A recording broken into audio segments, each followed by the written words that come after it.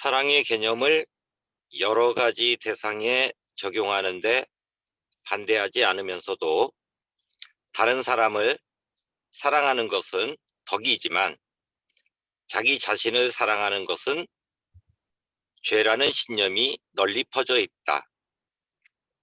나 자신을 사랑할수록 남을 사랑하지 못하며 자기에는 이기심과 같다고 생각되고 있다. 이러한 견해는 서양 사상에서는 멀리까지 거슬러 올라간다. 장 칼뱅은 자기애를 패스트라고 한다. 프로이트는 정신의학적 용어로 자기애를 말하고 있으나 그럼에도 그의 가치 판단은 칼뱅의 가치 판단과 다르지 않다. 프로이트는 자기애를 자아도취, 곧 리비도를 자기 자신에게 돌리는 것으로 생각했다. 자아도취는 인간의 발달에서 매우 초기 단계이고 후에 이 자아도 취적 단계로 다시 돌아오는 사람은 사랑할 줄 모르게 된다. 극단적인 경우에 이 사람은 미치게 된다.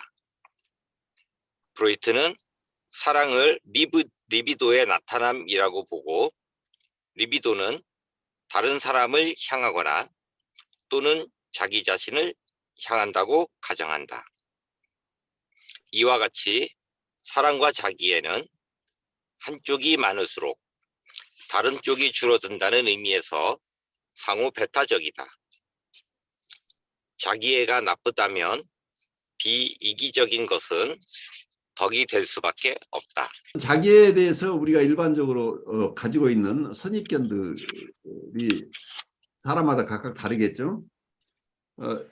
여기서 자기애를 미덕으로 보지 않고 악덕으로 봤다는 얘기예요. 많은 분들이. 그래서 여기서는 칼빈의 얘기부터 시작을 하고 프로이드 얘기를 하고 있죠. 칼빈은 자기애를 패스트라고 얘기해요. 패스트 요즘 같은 코비드 19을 얘기를 하겠죠. 이게 질병으로 봤다는 얘기예요. 자기애를.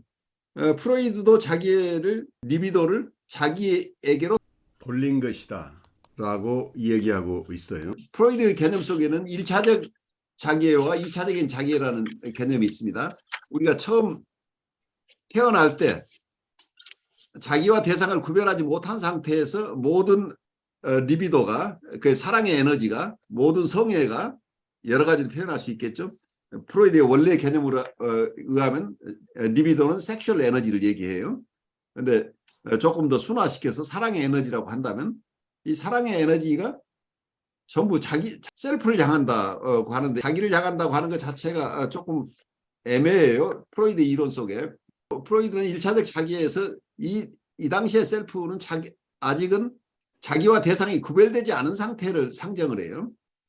자기와 대상이 미분화된 상태를 얘기를 하고 있다는 얘기예요. 자기와 대상이 구별되지 않은 상태에 이런 나중에 프로이드의 후계자들은 이걸 매트릭스라고 얘기를 하기도 하는데 어쨌든 이러한 대상과 구별되지 않은 자기의 에너지가 다 가 있는 1차적 자기애를 생각을 하는데 1차적 자기애를 이걸 여기서는 자기 도취라고 얘기를 하고 있죠. 프라이머리 나르시시즘이라는 개념이에요. 그러니까 우리가 처음 태어났을 때는 대상과 자기가 구별되지 않아서 모든 리비도, 모든 성적 에너지 혹은 사랑의 에너지 이런 것들이 다 자기 안에 담겨 있다는 1차적 자기의 프라이머리 나르시시즘 이론을 프로이드가 세웁니다. 이러한 1차적 자기의 상태에 있었던 리비도가 아이가 성장하면서 외부에 있는 대상에게 옮겨갈 때 이때 리비도를 대상 리비도, 아브젝트 리비도라고 부르게 됩니다. 그런데 일단 대상에게 가 있던 리비도가 나중에 대상을 상실하거나 대상과의 관계에서 큰 좌절이 있거나 하는 경우에 대상에게 향했던 대상에게 머물러 있던 리비도가 다시 셀프, 자기에게로 되돌아왔을 때 이때 셀프 안에 다시 리비도 양이 증가하는 걸 이것을 2차적 나르시시즘이다. 2차적 자기애라고 설명하게 됩니다. 프로이드가 성적 에너지라는 개념만 가지고 설명할 수 없어서 우리의 인간의 다양한 정서들, 특히 사랑하는 정서나 이런 것들을 성애적인 것으로만 표현하는 것이 굉장히 어려우니까 승화라는 개념을 써요. 서블리메이션이라고 하는 것.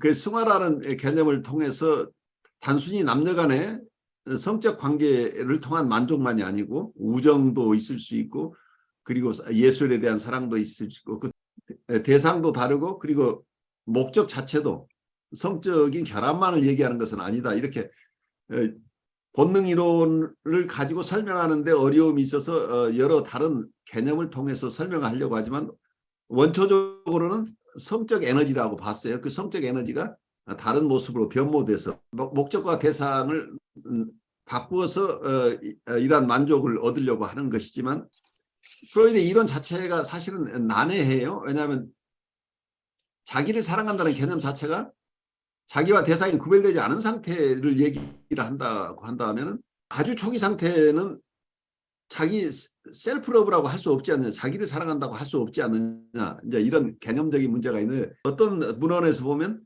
태중에 있을 때 상태도 프라이머리 나르시시즘이라고 봐요. 그러니까 프로이드 이론 자체가 명료하지는 않지만 어쨌든 초기 상태에는 대상에게 리비도가 가기 전에 모든 에너지가 자기에게 있었다. 이제 이런 개념을 쓰고 있어요.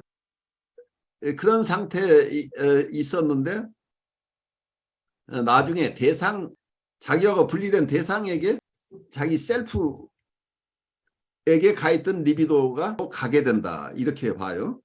그래서 리비도를 이고 리비도 혹은 아브젝트 리비도 이렇게 구별해서 설명하기도 해요. 이고에 부착됐던 에너지가 대상에게 부착된다 해서 리비도 자체를 이고 리비도, 대상 리비도 이런 식으로 구별하다 하던 그런 이론도 생겨나는데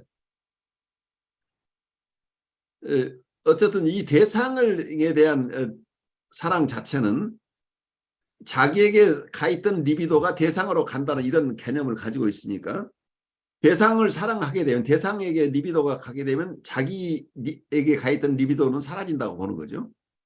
그래서 이게 자기와 대상에 사랑하는 방법이 각각 다르다. 그러니까 자기를 사랑하게 되면 자기를 많이 사랑하는 만큼 대상 사랑은 줄어들고 대상을 많이 사랑하면 자기 사랑은 줄어든다. 이런 반비례 관계를 설명을 하고 있었어요. 그래서 그렇게 되니까 대상을 사랑하는 것은 이건 미덕이고 자기를 사랑하는 것은 악덕이라고 이렇게 보는 이런 묘한 견해가 생겨난 거예요. 그런 전통이 있는데 이러한 개념에 대한 에릭 프롬의 반론이 나오게 돼요. 이 초기에 프로이드나 칼빈이 가졌던 자기에 대한 아주 부정적인 견해가 정신분석이나 이런 상담 쪽에서도 남아있고 영성 쪽에서도 자기애는 나쁜 것이라고 하는 이런 개념이 남아있는데 정신분석 쪽에서 이 부분을 잘 다루고 있는 게 자기심리학을 창설한 코웃의 개념, 코웃의 경우에는 이 자기애라는 개념을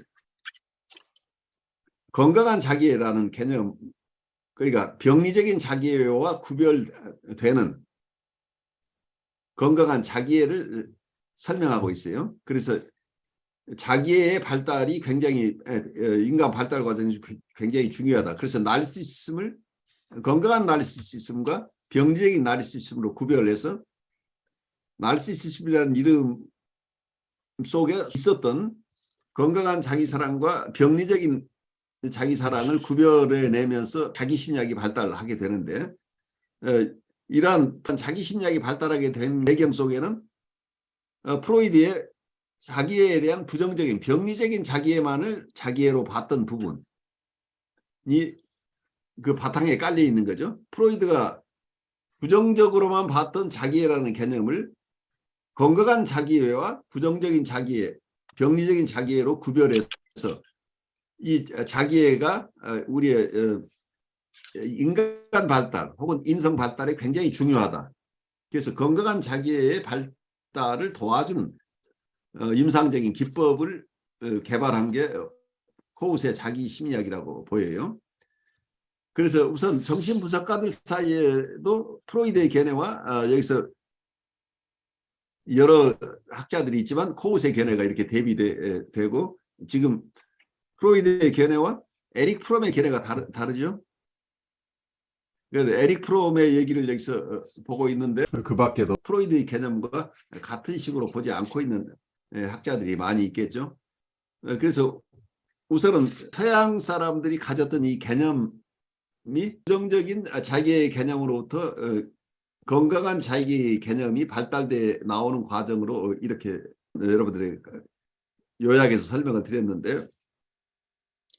여러분들이 자기애라는 용어를 들었을 때, 나르시시즘이라고 들었을 때는 여러분들에게는 일반적으로는 어떤 개념으로 혹은 어떤 정서로 여러분들이 이해되는지 우리 잠깐 짧게라도 각자가 누군가 선생님이 상당히 자기애적이에요 라고 했을 때, 아니면 선생님은 자기애가 많으신 분입니다 라고 했을 때 여러분들은 어떻게 느끼시는지, 어떤 관념으로 받아들이시는지 이 얘기를 조금 나눴으면 좋겠어요. 그래서 어쩌면 이 번역자가 자기 도치라는 번역까지 나오는데 자기 도치라는 개념 자체가 어쩌면 여기서는 병리적인 나르시시즘 얘기를 그렇게 표현하고 있는 게 아닌가 싶어요. 그래서 같은 용어인데 그 용어를 받아들이는 게 각각 다른데 여러분들이 관념적으로나 정서적으로 여러분 개개인에게 이 개념이 어떻게 다가오는지 조금 나누어보죠. 제가 최근에 생각을 한 게 자기애가 무엇보다도 너무너무 중요하다는 생각이 들었어요. 그리고 제 경험에서도 그렇지만 다른 사람을 이해하고 생각하기 위해선 자기애가 필수적이 아닌가. 물론 긍정적인 어떤 코어시, 긍정적인 카레노나의 긍정적인 자기애라는 생각이 들고요. 저희 아들이 군대 가기 전에 엄마 내가 나를 사랑하는 게 조금 부족한 거 아니야? 라는 얘기로 한참 저희가 얘기를 했었거든요. 그러니까 우리 아들이 뭐라 그러냐면 굉장히 자기가 날카롭다는 얘기를 들었는데 한편 생각해 보니까 자기 자존감이나 자기애가 좀 부족하면 그렇다는데 어디서 주워 듣고 와가지고 그렇게 얘기를 해갖고 그거에 대해서 한참 얘기를 했거든요. 아주 좋은 통찰을 가져왔죠. 저도 이제 자기애라는 거에 대해서 이제 기존에 알고 있던 건 이제 남을 괴롭히고 남에게 민폐를 끼치는 사람 뭐 이런 정도로 알고 있었는데 어떻게 보면 이제 프로이드가 처음에 말한 그 개념과 유사하지 않나 이런 생각을 했고 저도 남들에게 너 너무 그러니까 이기적이야로 받아들였는데 가끔 이제 보면 이제 친구들이나 사람들로부터 넌 좀 자기애적인 게 강해 라고 했을 때 저는 그때 굉장히 죄책감을 느꼈던 것 같아요. 그렇게 되는 거죠. 어, 예, 내가 이렇게 살면 안 되는데 잘못 사는가 보다. 거기에 대해서 이제 어떻게 하면 그런 소리를 안 들을까에 대해서 굉장히 노심초사하고 이런 측면이 있었는데 어느 날부터 이제 역으로 생각을 해서 이런 프로이드적인 자기애라는 말을 한 저 사람은 무슨 마음일까? 를 그래요. 생각하니까 너도 똑같잖아. 너 지금 네 생각을 하니까 내가 너를 괴롭힌다고 생각하는 거잖아. 이런 또 마음이 들다가 보니까 이제 그다음부터 너 너무 자기애적이야 그러면 너 속으로 너는 더해 뭐 이런 생각을 갖게 되었고요. 그리고 이제 이 책 말고도 이제 다른 데서도 이제 자기애를 정말 코어식의 건강한 자기애라는 이런 거를 했을 때 제가 제 머릿속에서 떠오른 연상은 뭐였냐면 아직 분리개별화 이전에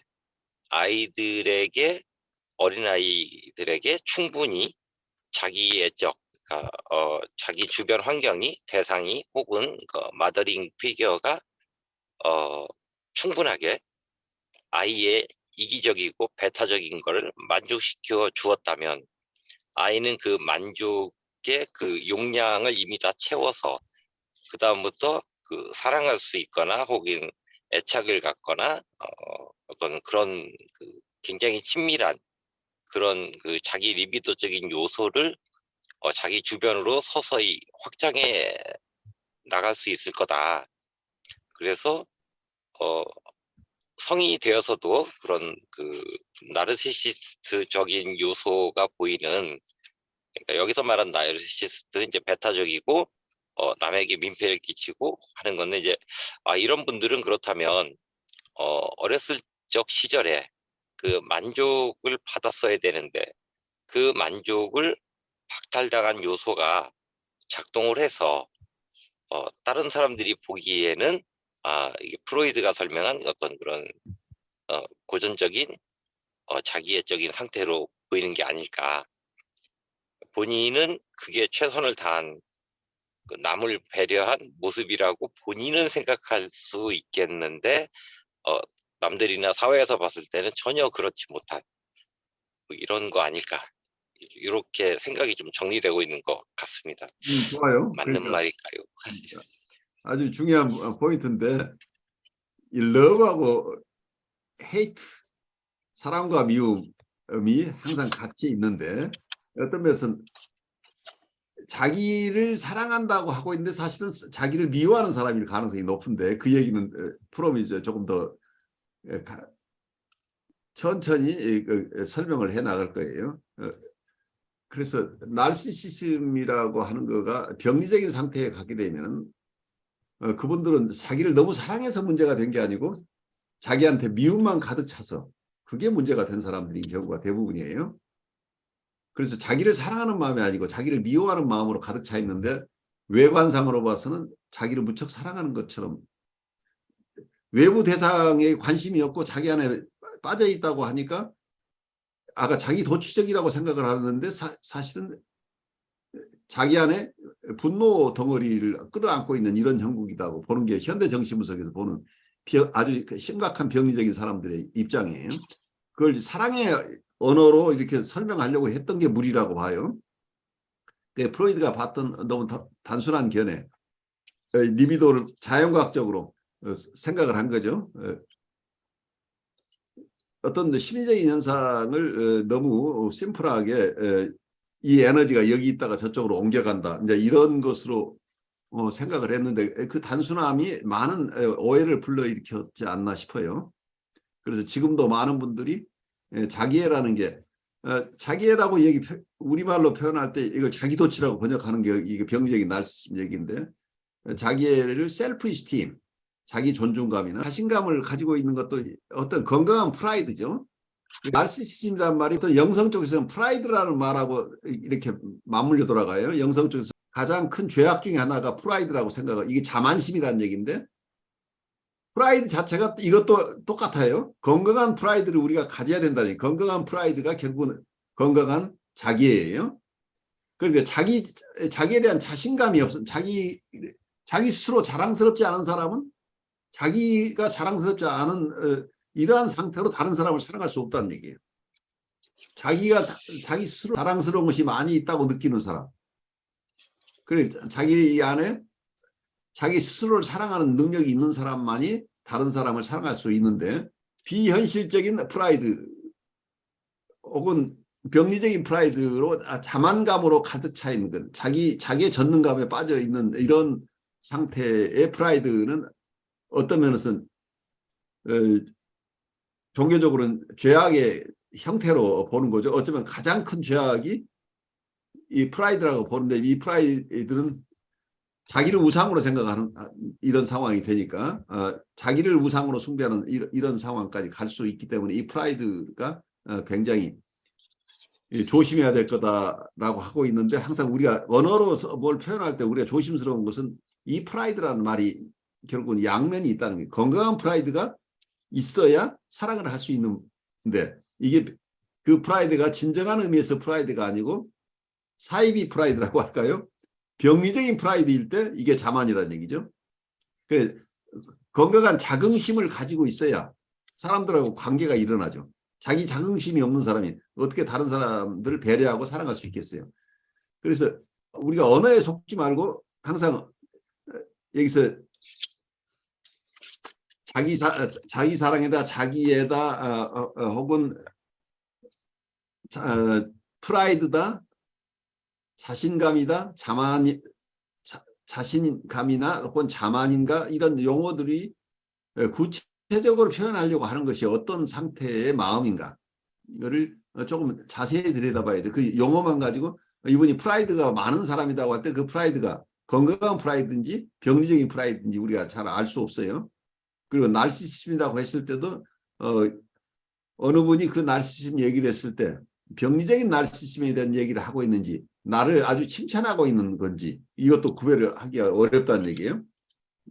그래서 구체적으로 언어로 표현하고 있는 것 그 너머에 있는 실제 표현하고자 하는 어떤 마음의 상태를 우리가 잘 이해하는 게 더 중요하다고 봐요. 그래서 언어에 속지 않는 것이 우선 굉장히 중요한데 우리가 어떤 언어에 바로 반사적으로 반응하는 것은 위험해요. 그래서 임상에서도 우리가 내담자 얘기를 깊이 듣지 않고 그분들이 얘기하는 몇 마디의 어떤 용어, 특히 죄지멘탈한 어떤 단어들, 평가적인 단어들을 거기에 바로 매여서 그분을 이해하려고 한다고 한다면 우리가 실패할 가능성이 굉장히 높아요. 그래서 어떤 분이 어떤 개념을 이야기하거나 어떤 정서를 언어로 표현할 때 나의 언어와 상대방의 언어가 다를 수 있다는 것을 우리가 항상 이해해야 돼요. 그래서 같은 용어가 사람마다 각각 달리 이해된다는 거 우선 이걸 우리가 이해하는 게 중요한데 이련님은 이 자기애라는 용어 혹은 나르시심이라는 용어를 들을 때 어떻게 우선 이해가 되나요? 아주 어릴 때는 그 자기 사랑이 많다라는 그런 얘기 자체가 부정적으로 들렸어요. 자기밖에 모른다라는 말하고 동의로. 근데 지금은 전혀 그렇지 않습니다. 어떤 계기가 돼가지고 저는 좀 자기 사랑이 좀 부족한 사람이었는데 어떤 계기로 인해서 자신 내면의 굉장히 사랑스러운 측면, 그리고 좀 남을 마음대로 휘두를 수 있다는 것이 아니라 자기 결정권이 자기 안에 있음을 알게 되는 그런 전능감, 그런 종류의 전능감 같은 걸 느끼고 알게 된 후로는 자기애라는 건 상당히 아름다운 것이다라는 결론에 도달을 했거든요. 물론 이제 그 자기애가 그 어떤 내용으로 가득 차 있는가의 차이가 있겠죠, 박사님. 그 내용의 차이에 따라서 자기가 상당히 다르게 표현될 수 있는 부분이 있지만 근본적으로 저는 자기에 대해서는 굉장히 좋은 느낌을 갖고 있습니다, 지금은. 네, 아주 그러니까 여러분들이 받아들이는 이해나 거기에 대한 정서가 각각 달라지고 있죠. 그리고 우리가 살면서 이게 달라진다는 굉장히 중요한 체험들이에요. 그러니까 그 개념이 달라지고 있다는 것은 우리가 대상을 바라보는 퍼스펙티브나 나를 바라보는 나의 시선이 달라지고 있다는 얘기예요. 단순한 개념의 차이가 아니라. 그래서 우리의 삶의 경험과 용어에 대한 우리의 감각이나 이해 이것도 많은 변화를 겪을 수 있다 하는 것을 우리가 실제로 체험하죠. 교수님, 제가 그 자기의 아까 그 깔뱅이 이야기도 나왔잖아요. 예, 예.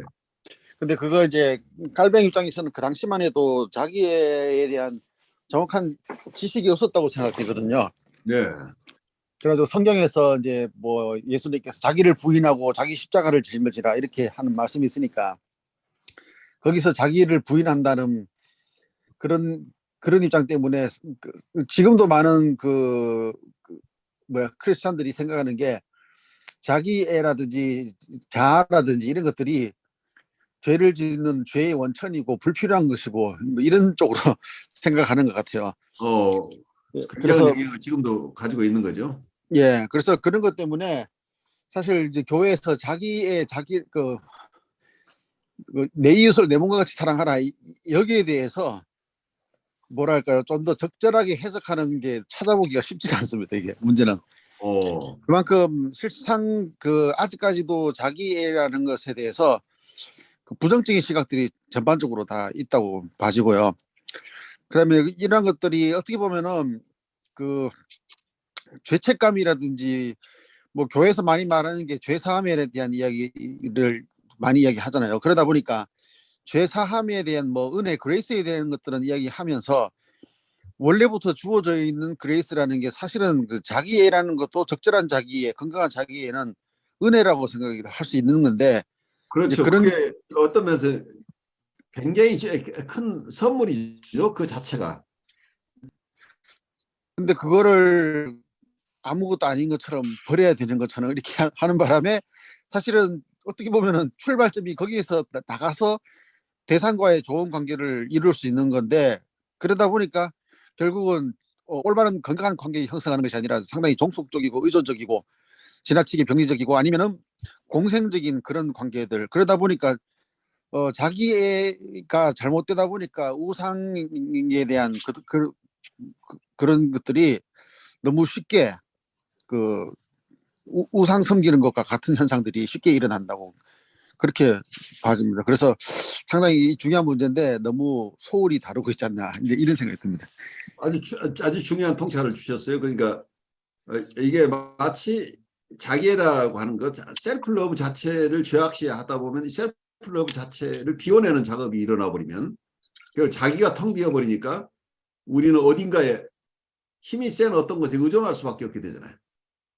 그래서 의존적인 상태가 되고 그 대상이 내가 지금 채워지지 않았으면 내가 의존해야 될 그 대상은 전능해야 되죠. 전능한 어떤 대상을 만들어내는 경우에 그 전능한 대상이 우상이 될 가능성이 있죠.